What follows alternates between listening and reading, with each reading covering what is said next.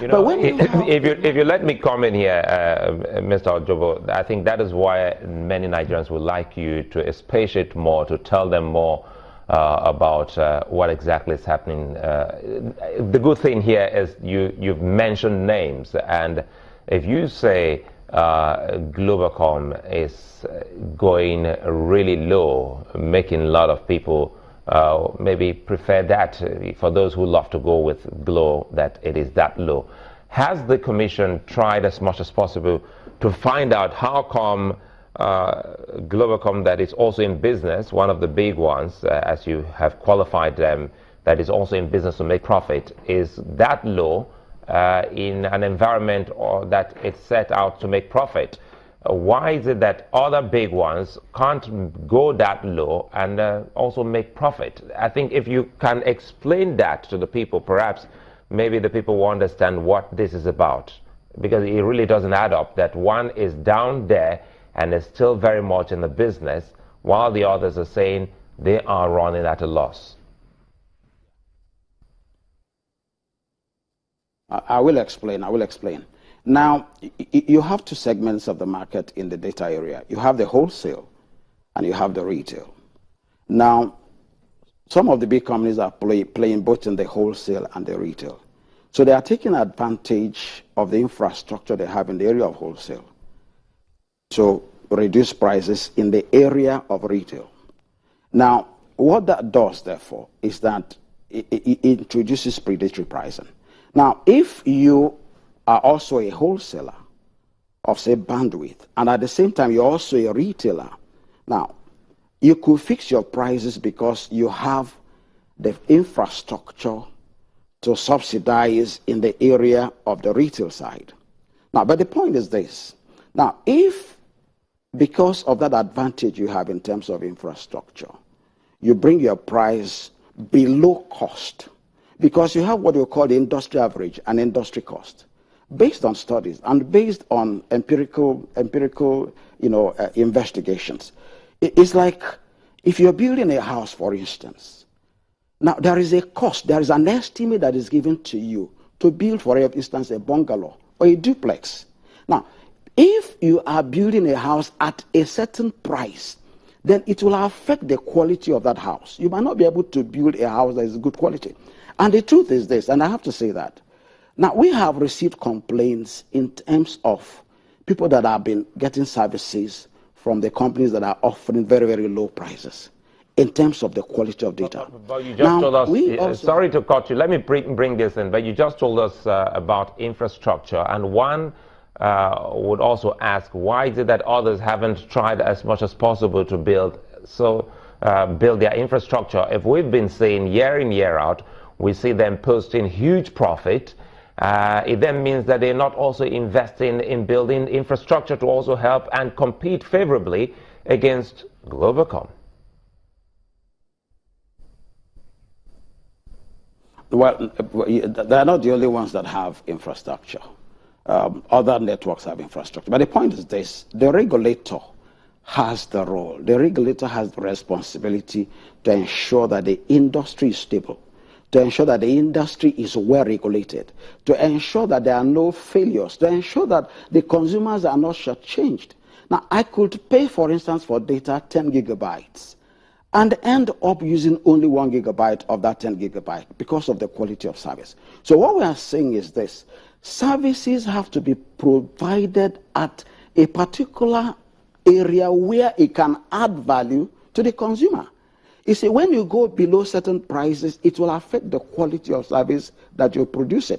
And then also it will distort the market and destroy the price in the market. So what we're saying is this. It's akin to a baker on my street, and you have this big, huge loaf of bread you sell for ₦1, and we all know that it is almost comparable to a tasteless and not nutritious meal.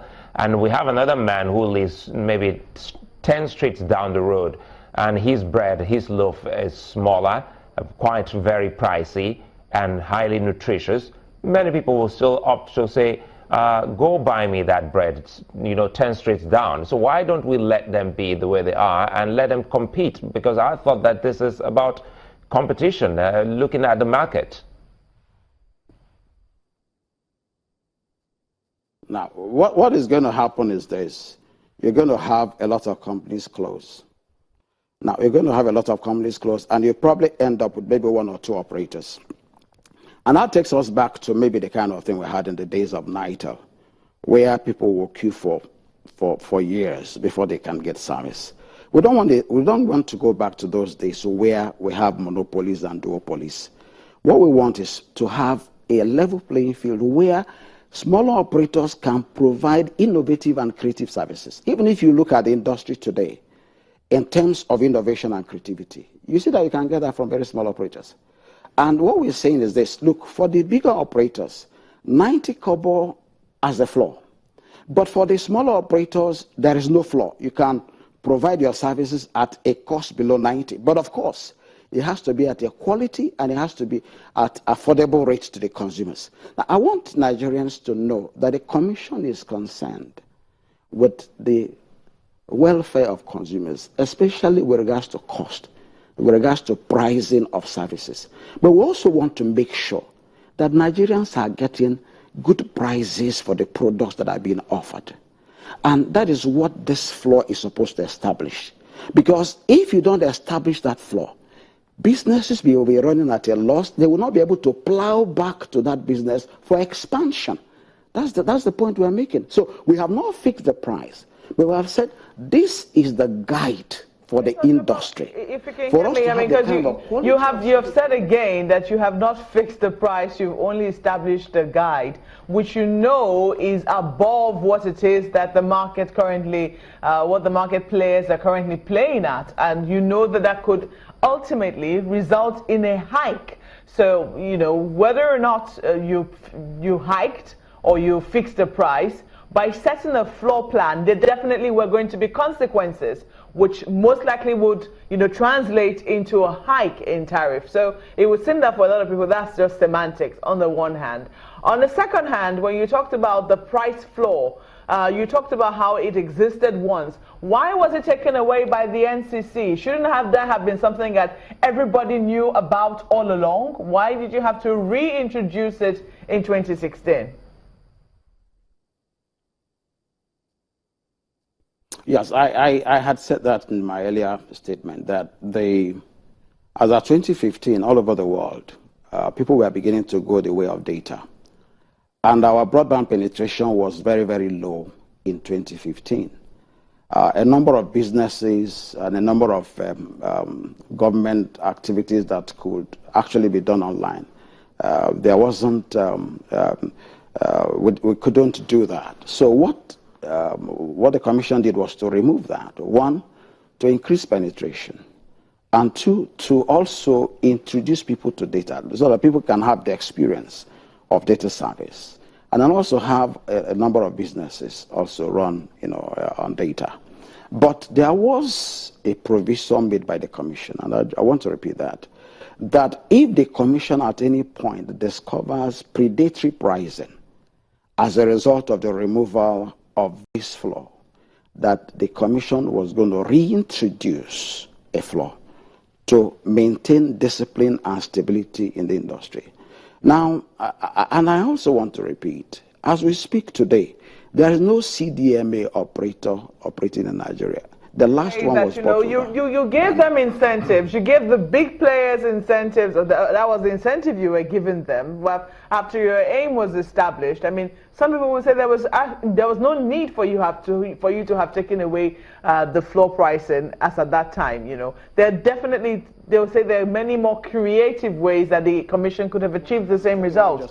So now you want the smaller players to be able to play better. Are you looking at others? Just a moment. Are you looking at other forms of incentives for them other than, you know, pushing the cost, because that's what it would seem, to the consumers?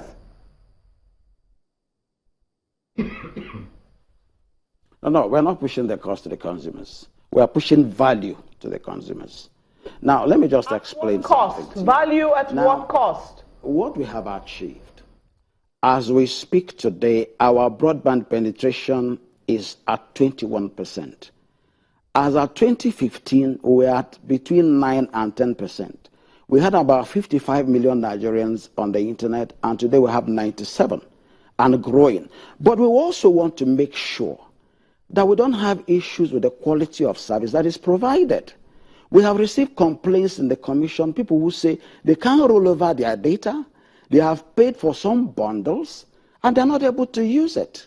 Now, because if you have, for instance, say 20 megabytes of data, and you have 20 people that are going to use that 20, each one of them gets one. Now, but when you now have 40 people to use 20 megabytes, it goes down to 500 per person. And that will affect the quality, that will affect the speed. Now, we have been getting complaints about the quality and speed on a number of networks.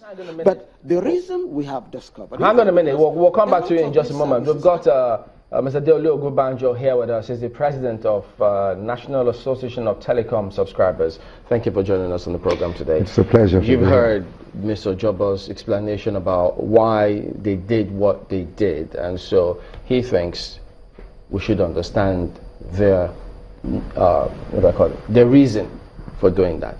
Do you, or do subscribers? I must say that no, there is no reason why. For instance, in 2014, why did they remove the data flow or the data plan then? Well, if the aim, at that time was to increase broadband penetration, yes, he did say that it was between 9 and 10%. Now, gladly, in 2016, it has grown to 21%.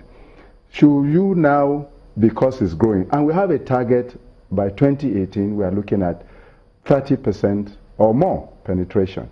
Would you now, because reintroducing this data flow is saying that you now want to sort of limit consumers to accessing data, and more businesses are using data. Right. You should not discourage them. We'll be back in just a moment and continue this conversation. Don't go away.